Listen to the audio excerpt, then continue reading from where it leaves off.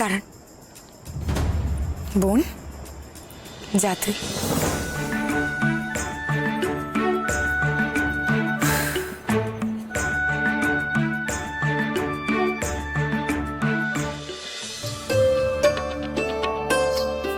যোদ্ধা, আমরা আমাদের ভাই বোনকে ভালোবাসি, এটা একদম সঠিক কথা, কিন্তু তাছাড়াও আরো কিছু সম্পর্ক থাকে, আরো কিছু ভালোবাসা থাকে।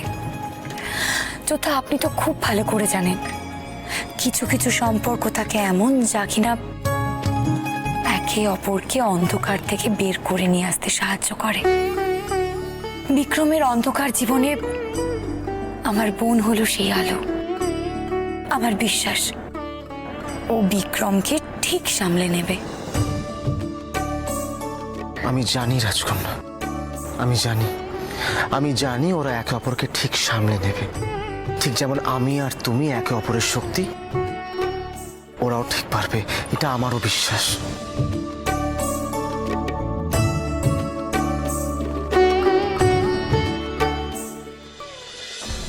কেন কেন? আমি তো জানি আমার মা চিরকাল অশুভ পথে চলেছে, আমাকে আমাকে হত্যা করতেও চেয়েছে। তাহলে তাহলে এরকম বারবার আমি দুর্বল হয়ে পড়ছি কেন? কেন? কিসের জন্য আকুল হচ্ছি আমি? কিসের জন্য?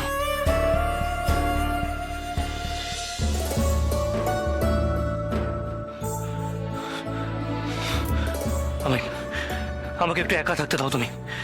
আমি না, তোমার একা থাকার দিন শেষ হয়ে গেছে বিক্রম। তুমি ওইভাবে বেরিয়ে যাওয়ার পর কি কাণ্ডটা হলো তা তো নিজেই দেখলে। না তুমি ওইভাবে সহসা বেরিয়ে যেতে আর না আমি বিপদে পড়তাম।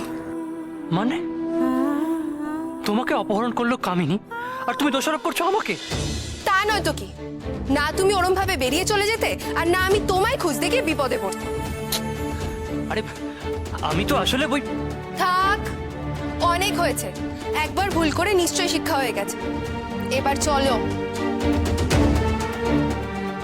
যাক বাবা, বিক্রমের মনটা অন্যদিকে ঘোরানো গেছে, এই অনেক। কি হল, দাঁড়িয়ে রইলে কেন? চলো।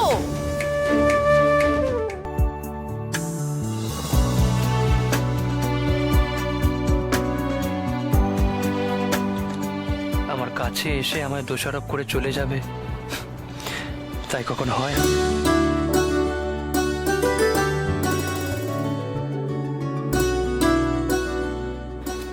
কি করছো কি বিক্রম? আমায় কি বলতে চাইছিলে বলো আমায় সুন্দরী। কেন আমায় আকুল হয়ে খুঁজছিলে বলো। বিক্রম, বিক্রম ছাড়ো।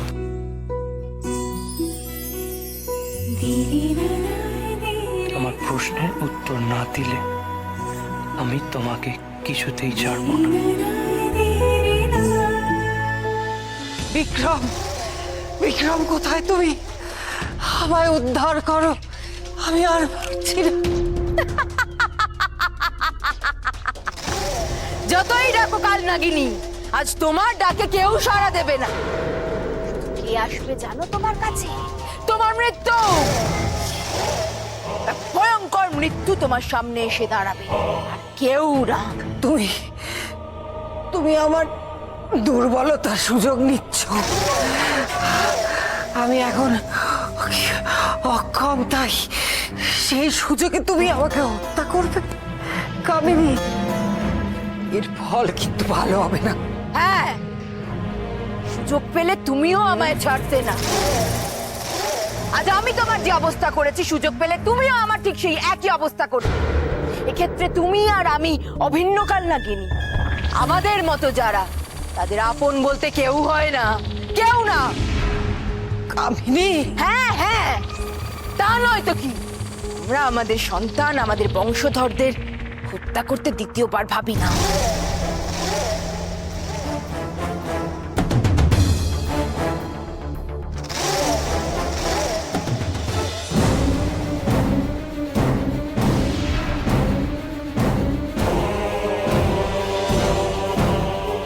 এই অস্ত্র তো আমি চিনি, ভয়ঙ্কর মারণাস্ত্র, অর্থাৎ আমার আর বাঁচার কোনো উপায় নেই।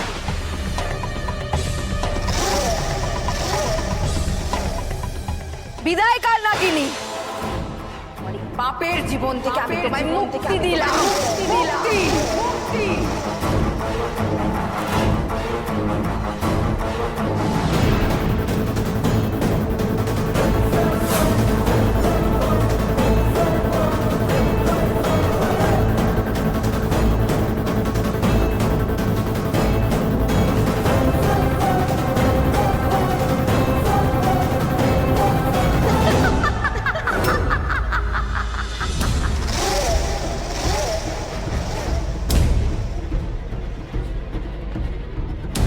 আজ আমার এক উৎসবের দিন। আজ আমার এক অনেক বড় শত্রুকে ধ্বংস করলাম আমি। আজ উৎসব হবে। উৎসব উৎসব।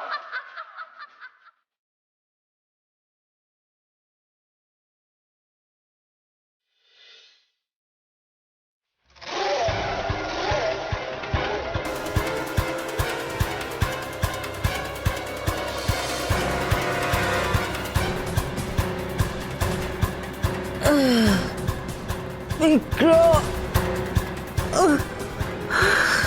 বিক্রম, একটিবার মায়ের কাছে আসবে পুত্র।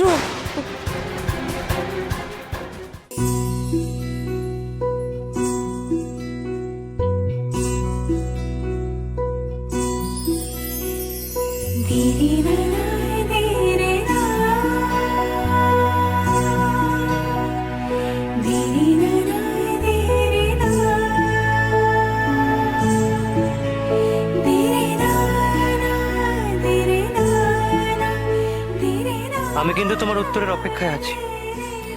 ঠিক কি বলতে তুমি ছুটে গেছিলে? আমি তোমায় এটাই বলতে চাইছিলাম যে তুমি আমার মাথায় বুদ্ধি কম বললেও তোমার মাথায় কিন্তু বুদ্ধি একদমই নেই। তা নইলে ওরম ভাবে সবার মাঝখান থেকে তুমি চলে আসতে না।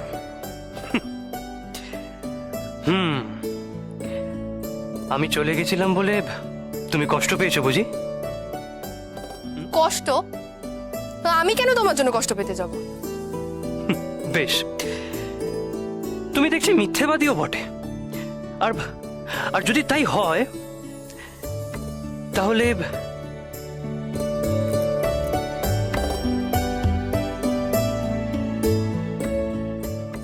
তাহলে আমার আংটি পরে আছো কেন হাতে?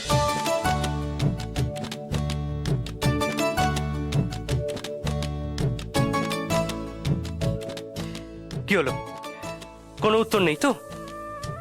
আমার কি মনে হয় জানো, আমার মনে হয় তুমি আর আগের মতো আমাকে অতটা অপছন্দ করো না, তাই না সুন্দরী?